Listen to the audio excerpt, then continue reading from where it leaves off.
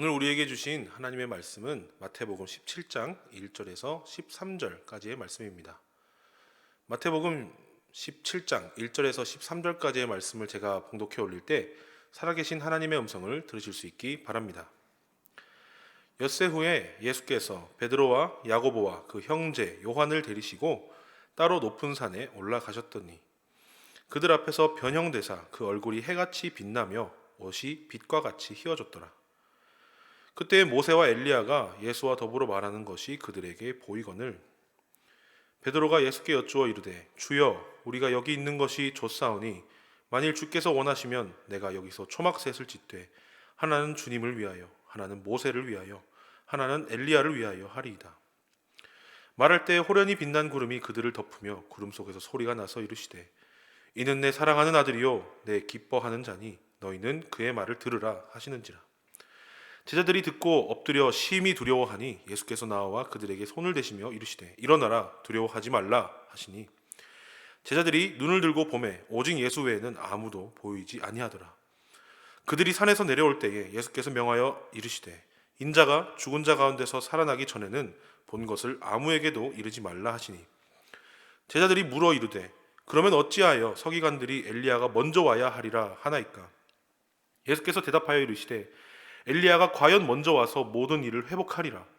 내가 너희에게 말하노니 엘리야가 이미 왔으되 사람들이 알지 못하고 임의로 대우하였도다. 인자도 이와 같이 그들에게 고난을 받으리라 하시니 그제서야 제자들이 예수께서 말씀하신 것이 세례 요한인 줄을 깨달으니라. 아멘. 오늘 본문 말씀은 예수님께서 변화산으로 올라가시던 일 그리고 변화산에서 내려오시던 그 사건 다음에 있었던 일에 대해서 쓰여 있습니다. 우리는 이 사건을 흔히 변화산 사건으로 알고 있습니다. 사순절 기간에 예수님의 생애를 자세히 살펴보고 우리에게 어떤 메시지를 주시는지 깨달아 알고 그것을 가슴 깊이 새길 수 있는 시간이 될 수 있기를 바랍니다. 오늘 본문은 크게 두 부분으로 나누어 볼 수 있습니다. 앞서 말씀드린 것처럼 변화산에 올라가셔서 있었던 일이 있습니다. 변화산에 오르시고 또 그 용모가 변화되신 것입니다. 이를 본 베드로의 반응이 뒤를 이어 있으며 그의 대답이라도 하듯 구름 속에서 소리가 있었습니다. 이 사건 뒤에 산을 내려올 때 예수님께서 제자들에게 방금 본 것을 전하지 말라라는 명령을 듣습니다. 제자들은 말라기의 말씀을 인용해서 예수님에게 질문을 합니다. 그리고 그에 대한 대답을 예수님께서는 제자들에게 말씀하시는 것이죠. 우리 본문을 한번 더 자세히 살펴봤으면 좋겠습니다. 예수님께서는 이전에 예수님 자신이 죽임을 당할 것이라는 사실을 제자들에게 알리셨습니다. 그 일이 있고 나서 엿새가 지났음을 우리는 알 수 있습니다. 오늘 본문 1절에서 5절까지의 말씀입니다. 엿새 후에 예수께서 베드로와 야고보와 그 형제 요한을 데리시고 따로 높은 산에 올라가셨더니 그들 앞에서 변형되사 그 얼굴이 해같이 빛나며 옷이 빛과 같이 휘어졌더라. 그때 모세와 엘리야가 예수와 더불어 말하는 것이 그들에게 보이거늘 베드로가 예수께 여쭈어 이르되 주여 우리가 여기 있는 것이 좋사오니 만일 주께서 원하시면 내가 여기서 초막셋을 짓되 하나는 주님을 위하여 하나는 모세를 위하여 하나는 엘리야를 위하여 하리이다. 말할 때에 호련히 빛난 구름이 그들을 덮으며 구름 속에서 소리가 나서 이르시되 이는 내 사랑하는 아들이요 내 기뻐하는 자니 너희는 그의 말을 들으라 하시는지라. 엿새 후에 예수님께서는 모든 제자들을 대동해서 변화산에 오른 것이 아니라 베드로와 야고보와 요한을 데리고 산에 오르셨음을 우리가 본문을 통해 알 수 있습니다. 이 산은 우리가 예수님께서 변화를 받으셨기 때문에 변화산으로 알고 있지만 사실 이 산의 이름은 다볼산으로 알려져 있습니다. 이 다볼산은 갈릴리 호수 왼쪽 편에 위치해 있는 산으로 해발이 5에서 600m 정도 되는 산이기 때문에 적잖이 높은 산입니다. 그래서 1절에서도 높은 산이라고 표현한 것으로 보입니다. 2절에 변형되었다는 말의 원어를 우리가 자세히 살펴보면 변형보다는 변모가 더 뜻이 가깝다고 할 수 있겠습니다. 예수님의 용모가 변화되었기 때문에 예수님의 얼굴이 해같이 빛났고 옷이 휘어졌다라고 볼 수 있겠습니다. 그리고 예수님과 함께 있는 두 사람을 우리 제자들이 보았습니다. 바로 모세와 엘리야입니다. 유대인들이 생각하는 선지자 중 어떻게 보면 가장 인지도가 있는 두 선지자입니다. 이를 통해 마태복음의 저자는 예수님이 이 구약 예언의 성취이시며 그들보다 더 뛰어난 분이심을 여기서 드러내고 있는 것입니다.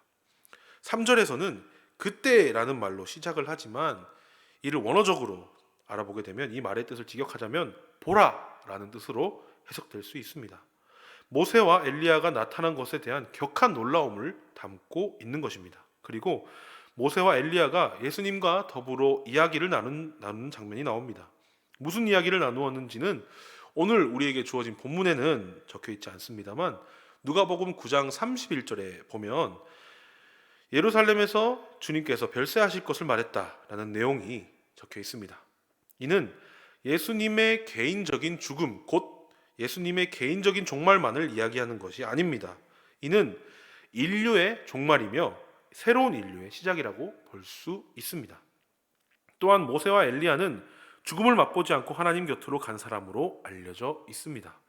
이 둘이 나타내는 것은 종말의 때가 가까워졌음을 의미하는 유대교적인 의미를 담고 있습니다.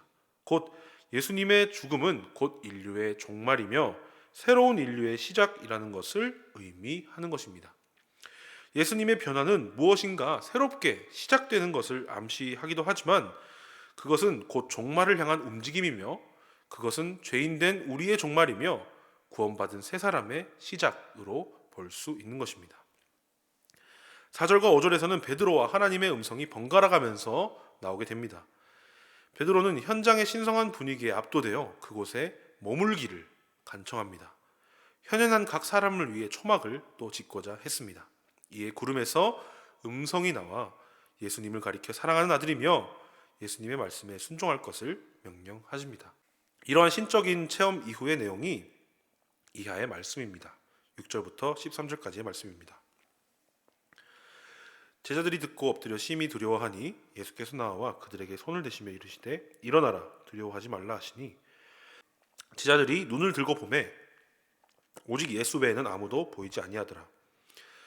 그들이 산에서 내려올 때에 예수께서 명하여 이르시되 인자가 죽은 자 가운데서 살아나기 전에는 본 것을 아무에게도 이르지 말라 하시니 제자들이 물어 이르되 그러면 어찌하여 서기관들이 엘리야가 먼저 와야 하리라 하나이까.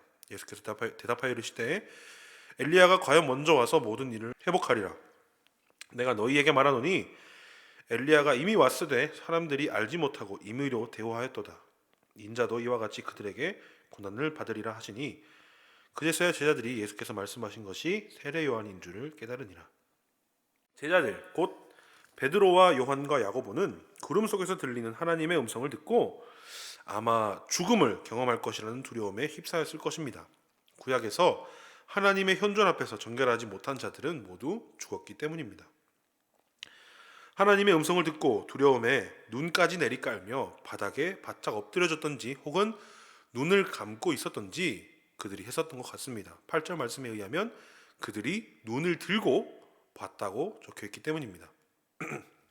예수님께서는 두려워 말라라는 말씀과 함께 제자들을 위로하고 격려하셨습니다. 이 사건 이후 제자들의 마음은 상당히 싱숭생숭했을 것입니다. 그런 정적을 깨는 예수님의 말씀이 있었습니다. 예수님께서 제자들에게 변호산 사건을 자신이 죽은 자 가운데서 다시 살아나기 전까지는 아무에게도 알리지 말라고 명령하셨습니다. 제자들은 그 말씀에 엘리야가 보였던 그 징조가 종말의 징조임을 서기관이 말한 것과 어떻게 다른지 묻습니다. 11절에서 예수님은 엘리야가 과연 먼저 올 것이라고 말씀하십니다. 이 말은 서기관이 한 말이 맞다라고 볼 수 있겠지만 그런 것이 아니라 엘리야가 이미 왔으되 사람들이 알지 못하고 임의로 대우했다는 말씀을 듣고 제자들은 그 엘리야가 세례 요한인 줄을 깨달으며 오늘 본문 말씀이 마무리되게 됩니다.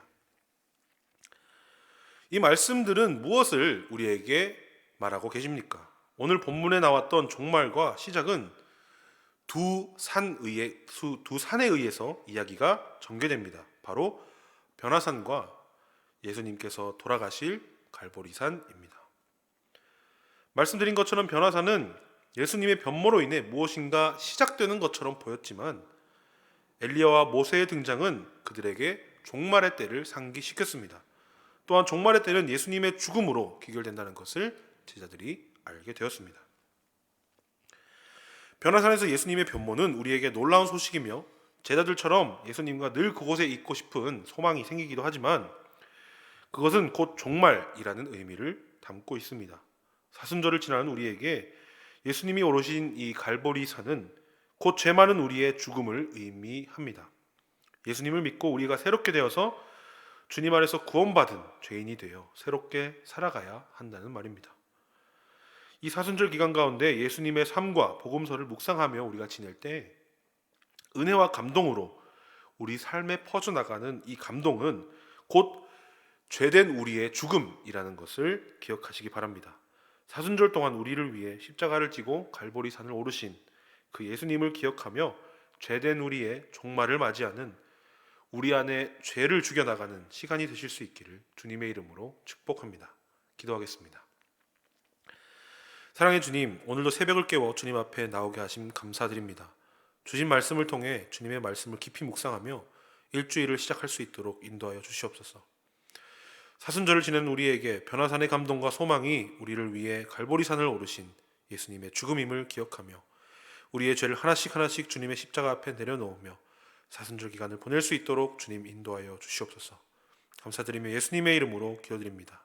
아멘.